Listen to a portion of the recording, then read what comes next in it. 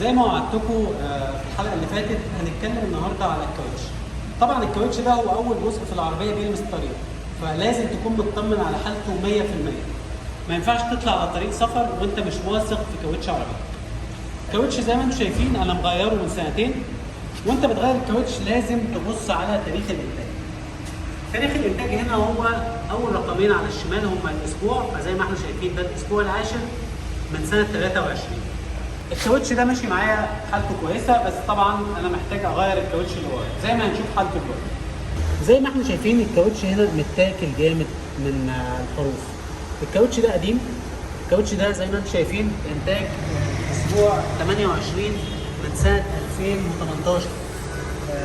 مشي كتير جدا وهو محتاج اغيره. طبعا ما تستناش وما انصحكش انك تسيب الكاوتش ان هو حالته تبقى بالمنظر ده. التآكل ده خطر جدا وخصوصا في الصيف. لا قدر الله ممكن وانت ماشي على سرعات عاليه ينفجر او ينام منك على الطريق، فيفضل ان انت تتجنب مواقف زي دي. الكاوتش مهم جدا جدا جدا وانت بتشتري انك تبص على مقاس الكاوتش. المقاس اللي بينصح بيه بيكون مكتوب على القايم زي ما هنشوف دلوقتي. بتعرف مقاس الكاوتش بتاعك من على القايم زي ما هو واضح كده، او من على تانك البنزين. في عربيات بيبقى موجود على تانك البنزين. مهم جدا انك تلتزم بالمقاسات المكتوبه واللي بينصح بيها صانع العربيه بخصوص الكاوتش. يعني لو هتغير مقاس الكاوتش لازم ترجع للبادج اللي موجود على القايم او على تانك البنزين.